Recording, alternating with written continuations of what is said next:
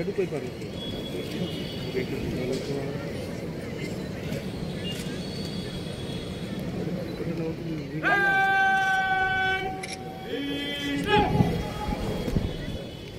जनसाधारण तथा जिला प्रशासन तरफ माननीय मत्स्य और प्राणी संपद विकास सूक्ष्म क्षुद्र मध्यम उद्योग राष्ट्रमंत्री को जाति उद्देश्य में उद्बोधन प्रदान करने को अनुरोध करुच्छे।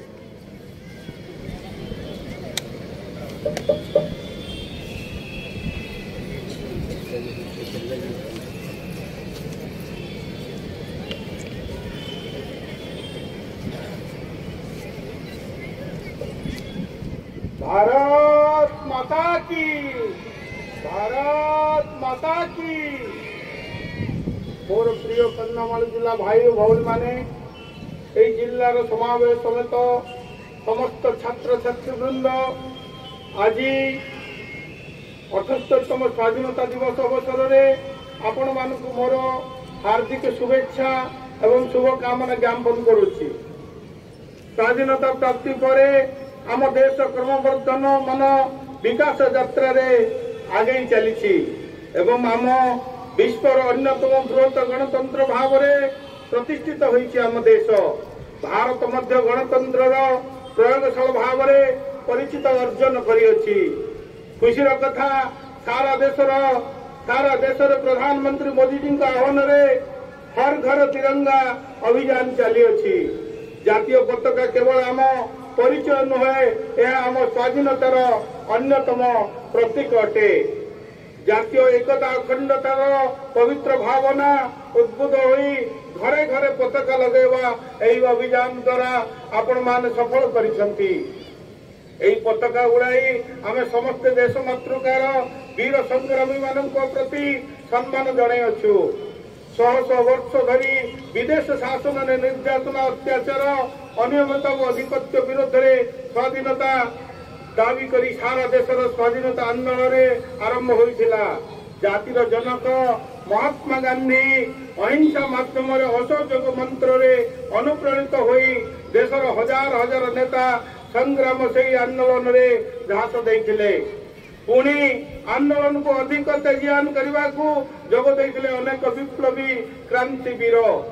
पुणी सेहीपरि भाव में असहयोग आंदोलन, आईन अमान्य आंदोलन, भारत छाड़ आंदोलन परी महान अध्यात्म गुड़िक लहुलुह हो शोषित सांग को त्याग शिक्षा और आत्मसर्ग कर लिपिबद्ध हो रही अछि।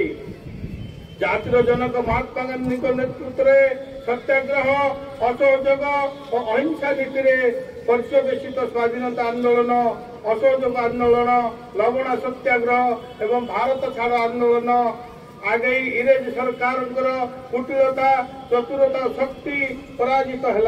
यही स्वाधीनता संग्राम रे सरदार वल्लभ भाई पटेल, आपनकर श्याम प्रसाद मुखर्जी, नेताजी सुभाष चंद्र बोस, लोकनायक जयप्रकाश नारायण और बी.आर. आंबेडकर परी महान महारथी मानकर असाधारण सहयोग संग्राम को सशक्त करिथिला।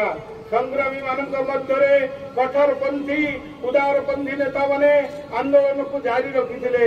विप्लवी खुशीराम, अरविंद घोष, बाघा जतीन और सूर्य सेन इत्यादि का साहस और धैर्य स्मरणीय रहिबो स्वाधीनता संग्राम रे। सेही महापुरुष मानक बलिदान आज आमको बहुमूल्य स्वाधीनता उपभोग करिवारे सुवर्ण अवसर आनी अछि।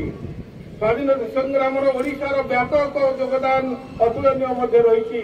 जेतेबेले स्वाधीनता संग्राम रे अनेक वीर झांस देइथिले ठारू आरंभ करी बक्सी जगबंधु, कृतिवास पातशाणी, पिंडिक बाहुबलेन्द्र, चंदन हजूरी, चकरा विषयी, वीर सुरेंद्र साय, माधव सिंह, वीर बिरसा मुंडा और रेंडो माझी पर्यंत पुणी उत्कल गौरव मधुसूदन दास, उत्कमल मणि गोपबंधु दास, कृष्णचंद्र गजपति, श्रीरामचंद्र भंजदेव, चंद्रशेखर बेहेरा आदि नेता, विचित्रानंद, राजा रामचंद्र मर्दराज, हरिहर मर्दराज, गोपबंधु चौधरी, माँ रमा देवी, सारला देवी, नवकृष्ण नीलकंठ, आचार्य हरिहर, ମାଳତୀ ଚୌଧୁରୀ ଓ ଭାଗୀରଥୀ ମହାପାତ୍ର ପ୍ରମୁଖଙ୍କ ପରି ଶହ ଶହ ନେତୃସ୍ଥାନୀୟ ବ୍ୟକ୍ତି ସେମାନଙ୍କର ଭୂମିକା ନିଜ ନିଜ କ୍ଷେତ୍ରରେ ପ୍ରତିପାଦନ କରିଥିଲେ ଏବଂ ସ୍ୱାଧୀନତା ଆନ୍ଦୋଳନରେ ସେମାନେ ନିଜକୁ ଝାସ ଦେଇଥିଲେ। ଅନୁରୂପ ଭାବରେ ଶହୀଦ ଲକ୍ଷ୍ମଣ ନାୟକ, କରୁଣାକର ସିଂହ ନାୟକ, ବାଜି ରାଉତ ଓ ରଘୁ ଦିବାକର ପରି ଶହୀଦମାନେ ସ୍ୱାଧୀନତା ପାଇଁ ସେମାନଙ୍କର ଆତ୍ମୋତ୍ସର୍ଗ କରି ଅସୀମ ବୀରତ୍ୱର ଦେଶଭକ୍ତିର ପରାକାଷ୍ଠ ପ୍ରଦାନ କରିଛନ୍ତି। ସେହି ବୀର ଯୋଗ୍ୟ ସନ୍ତାନମାନଙ୍କୁ ଆଜି ମୁଁ ମୋର ପ୍ରଣତି ଜଣାଉଅଛି। ସ୍ୱାଧୀନତା ଆନ୍ଦୋଳନରେ ଯେ କନ୍ଧମାଳ ଜିଲ୍ଲା ଅବିସ୍ମରଣୀୟ ହୋଇ ରହିଅଛି, ଏହି ଜିଲ୍ଲାର ଗଠନ କରାଯାଇଛି। ସ୍ୱାଧୀନତାର ପ୍ରାପ୍ତିର 100 ବର୍ଷ ପୁରୀ ଆଉ ମାତ୍ର 2 ଦଶନ୍ଧି ବାକି ରହିଅଛି।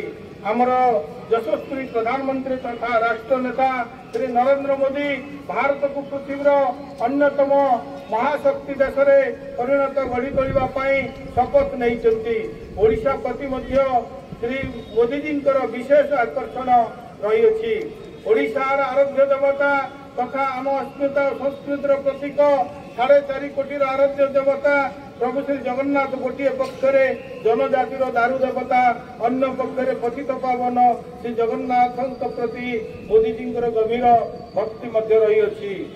G20 ଶିଖର ସମ୍ମିଳନୀରେ କୋଣାର୍କ ଚକ୍ର ପ୍ରଦର୍ଶନ କରାଇ ସାରା ବିଶ୍ୱରେ ନେତାମାନଙ୍କୁ ଓଡ଼ିଶାର ସ୍ଥାପତ୍ୟ ଐକ୍ୟ କଳାର ପରିଚୟ ଉପସ୍ଥାପନା ମଧ୍ୟ କରିସାରିଛନ୍ତି। ଏହା ତାଙ୍କର ଓଡ଼ିଆ ପ୍ରୀତିକୁ ପ୍ରମାଣିତ କରିବା ସହିତ ସେହିପରି ମନ୍ କି ବାତ୍ରେ ଆପଣମାନଙ୍କର ମାନନୀୟ ପ୍ରଧାନମନ୍ତ୍ରୀ ଏକାଧିକ ଥର ଓଡ଼ିଶାର କୃତି ସନ୍ତାନମାନଙ୍କର ସଫଳତା ବର୍ଣ୍ଣନା କରିଛନ୍ତି। ସେମାନଙ୍କର କୃତିତ୍ୱକୁ ଭରପୁର ମଧ୍ୟ ପ୍ରଶଂସା କରିଛନ୍ତି। ଓଡ଼ିଶା ଏବେ ଲୋକମାନଙ୍କର ସରକାର ପ୍ରତିଷ୍ଠା ହୋଇଛି। ସାରା ରାଜ୍ୟରେ ଆନ୍ତରିକ ସମର୍ଥନ ଓ ବିପୁଳ ଜନ ମତଦାନ ପରେ ମାନ୍ୟବର ମୁଖ୍ୟମନ୍ତ୍ରୀ ଶ୍ରୀ ମୋହନ ଚରଣ ମାଝୀ ବିକଶିତ ଭାରତ ନିମନ୍ତେ ଓଡ଼ିଶାର ମଧ୍ୟ ଓଡ଼ିଶା ବିକଶିତ କରିବା ପାଇଁ ଏବଂ ସ୍ୱପ୍ନ ଦେଖିଛନ୍ତି ଏବଂ ପ୍ରତିଶ୍ରୁତିବଦ୍ଧ ମଧ୍ୟ ହୋଇଛନ୍ତି।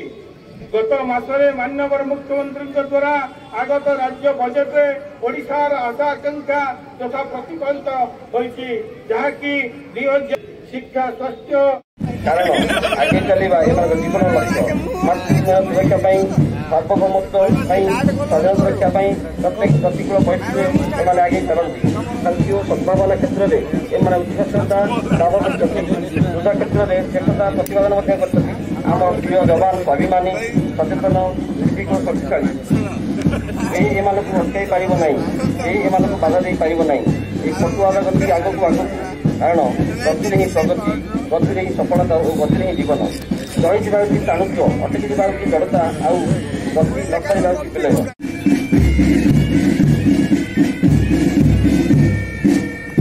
ସେମାନଙ୍କ ପକ୍ଷରେ ଅଛନ୍ତି ଓଡ଼ିଶା ହୋମଗାର୍ଡଙ୍କ ପ୍ଲାଟୁନ। ସାଧାରଣ ସମୟରେ ଶାନ୍ତିଶୃଙ୍ଖଳା ରକ୍ଷା ଦିଗରେ ଏମାନଙ୍କୁ ଯଥେଷ୍ଟ ସହଯୋଗ ରହିଛି।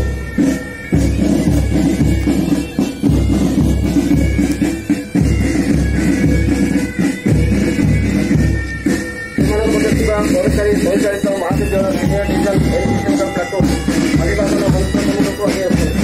ସୈନିକ ଭିତରେ ଚାଲିଛି ଏମାନଙ୍କ ମୁଖ୍ୟମଣ୍ଡଳରେ ଫୁଟି ଉଠୁଛି ବୀରତ୍ୱ ଓ ସାହସିକତାର ବର୍ଷା।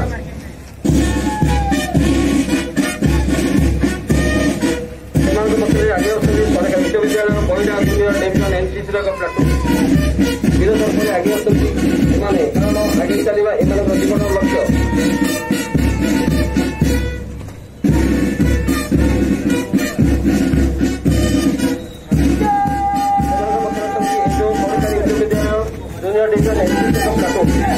ସମ୍ମାନ, ନିରାପତ୍ତା ଓ ସ୍ୱାଧୀନତା ଦିଗରେ ଏମାନଙ୍କ କାର୍ଯ୍ୟ ପ୍ରଶଂସନୀୟ।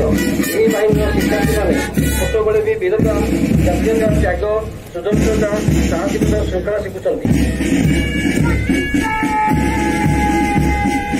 ସେମାନଙ୍କ ମଧ୍ୟରେ ଆଗେଇ ଆସୁଛି ଏଜୁ ସରକାରୀ ବିଶ୍ୱବିଦ୍ୟାଳୟ ଷ୍ଟୁଡେଣ୍ଟ ପୋଲିସ କ୍ୟାଡେଟଙ୍କ ପ୍ଲାଟୁନ।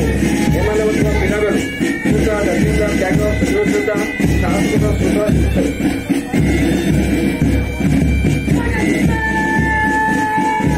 ସେମାନଙ୍କ ମଧ୍ୟରେ ଅଛନ୍ତି ଏଜୁ ସରକାରୀ ବିଶ୍ୱବିଦ୍ୟାଳୟ ସ୍କାଉଟଙ୍କ ପ୍ଲାଟୁନ। ସୁନ୍ଦର ସୁନ୍ଦର ପୋଷାକରେ ଲର୍ଡ ବେଜେଣ୍ଟ ପାଉଲଙ୍କ ପ୍ରତିଷ୍ଠିତ ଗ୍ରୁପର ସଦସ୍ୟ ଏମାନେ।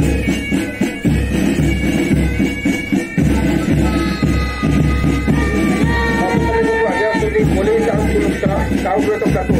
ସର୍ବଦା ପ୍ରସ୍ତୁତ ରହିବା ଏମାନଙ୍କ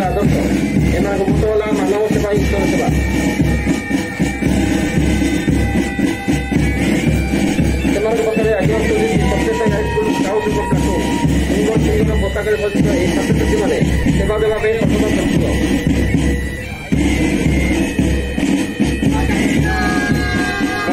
ଆଗେଇ ଆସୁଛନ୍ତି ପବ୍ଲିକ ସ୍କାଉଟ୍ ଏକ ପ୍ଲାଟୁନ୍। ସେବା ହେଲା ଆମର ମୂଳ ମନ୍ତ୍ର।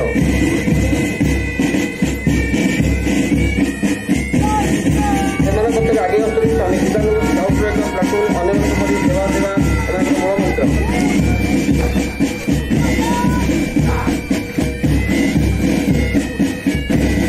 ସେମାନଙ୍କ ପକ୍ଷରେ ଆଗେଇ ଆସୁଛନ୍ତି ସ୍କାଉଟ୍ କେନ୍ଦ୍ରୀୟ ବିଦ୍ୟାଳୟ ଏକ ପ୍ଲାଟୁନ୍। ଏମାନେ ମଧ୍ୟ ସେବା ଦେବା ଏକ ପ୍ରସ୍ତୁତ।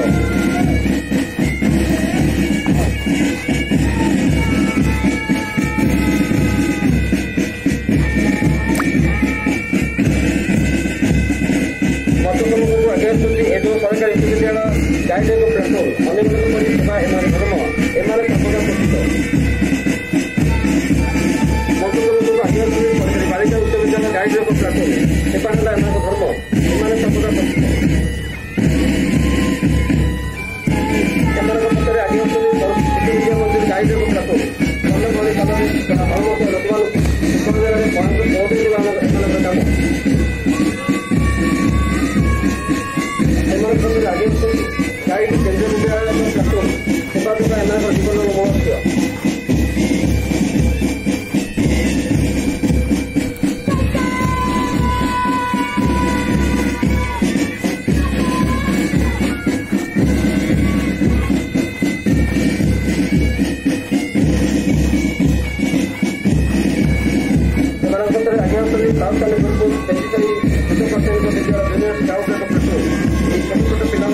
ଜାତୀୟ ଉତ୍ସବରେ ଯୋଗ ଦେବା ପାଇଁ ଆଗ୍ରହ ସହିତ ବାହାରି ଆସନ୍ତି। ଯେକୌଣସି କଠିନ କାମ କରିବାକୁ ଏମାନେ ସର୍ବଦା ପ୍ରସ୍ତୁତ।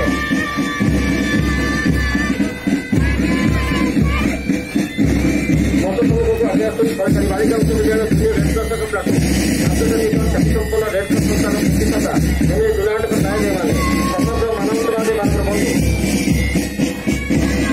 ସେମାନଙ୍କ ପକ୍ଷରେ ଆଗେଇ ଆସୁଛନ୍ତି police high school senior red cross ଏକ ପ୍ଲାଟୁନ୍। ବିଶ୍ୱସ୍ତର ସେବାଭାବ ଓ ଆନ୍ତର୍ଜାତିକ ଶୁଦ୍ଧତା ଏମାନଙ୍କର ମୂଳ ମନ୍ତ୍ର।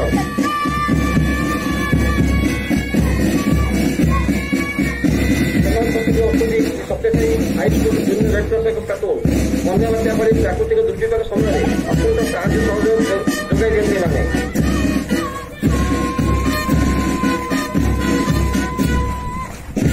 ମଧୁସୂଦନପୁରକୁ ଆଗେଇ ଆସୁଛନ୍ତି ଡେଙ୍ଗୁ medium school junior red cross ଏକ ପ୍ଲାଟୁନ୍। ଦୁର୍ବିପାକ ସମୟରେ ପୀଡ଼ିତ ଜନତାକୁ ସାହାଯ୍ୟ କରିବା, ରକ୍ତଦାନ କରିବା, ସହିତ ଅଭାବୀ ଲୋକମାନଙ୍କୁ ଔଷଧ ସହରୀକରଣ କରିବାରେ ରେଡ୍ କ୍ରସ୍ର ବିଶେଷ ଭୂମିକା ଥାଏ।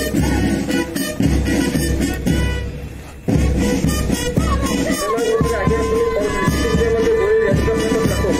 ରେଡ୍ କ୍ରସ୍ର ନିଃସ୍ୱାର୍ଥ ସେବା ମନୋଭାବ ରେଡ୍ କ୍ରସ୍କୁ ସମସ୍ତ ପ୍ରକାରେ ଆଶା ପ୍ରଦାନ କରିପାରିଛି। ଅସହାୟ ରୋଗୀର ସେବା ମଧ୍ୟ ସେମାନେ କରନ୍ତି।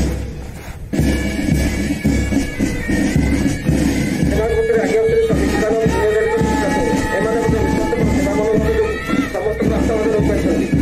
ମଧୁସୂଦନପୁରକୁ ଆଗେଇ ଆସୁଛନ୍ତି ଏସ୍ଏମ୍ ସରକାରୀ ମହିଳା ମହାବିଦ୍ୟାଳୟ ସିଭିଲିଆନ୍ ଏକ ପ୍ଲାଟୁନ୍। ଦେଶର ମହାନ ଶକ୍ତିଶାଳୀ ନାରୀ ନେତ୍ରୀମାନଙ୍କର ଦାୟିତ୍ୱ ଏମାନେ। ଯେକୌଣସି କଠିନ କାମ କରିବାକୁ ଏମାନେ ପ୍ରସ୍ତୁତ। ସେମାନଙ୍କ ପକ୍ଷରେ ଆଗେଇ ଆସୁଛନ୍ତି ସିଭିଲିଆନ୍ ଏକ ପ୍ଲାଟୁନ୍। ସେମାନେ କରୁଛନ୍ତି ଉତ୍ତମ ସନ୍ତାନ ଶକ୍ତିଶାଳୀ ଦାୟିତ୍ୱ ଦାୟକ। ସେମାନଙ୍କ ପକ୍ଷରେ ଆଗେଇ ଆସୁଛନ୍ତି ପବ୍ଲିକ ସ୍କୁଲ ସିଭିଲିଆନ୍ ଏକ ପ୍ଲାଟୁନ୍। ଏମାନେ ମଧ୍ୟ ଭବିଷ୍ୟତ ଉତ୍ତମ ନାଗରିକ ଏବଂ ଦେଶର ସେବା କରିବା ପାଇଁ ଏମାନେ ଏବେଠାରୁ ସଂକଳ୍ପବଦ୍ଧ। ସେମାନଙ୍କ ପକ୍ଷରେ ଅଛନ୍ତି Carmel English medium school civilian ଏକ ପ୍ଲାଟୁନ୍। ଦେଶର ମହାନ ଯୁବଶକ୍ତିର ଅଂଶବିଶେଷ ମଧ୍ୟ ଏମାନେ। ଯେକୌଣସି କଠିନ କାମ କରିବାକୁ ଏମାନେ ମଧ୍ୟ ପ୍ରସ୍ତୁତ।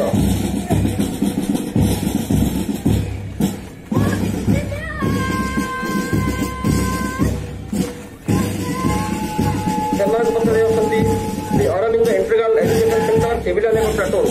ଦେଶର ମହାନ ଯୁବଶକ୍ତିର ଅଂଶବିଶେଷ ଏମାନେ।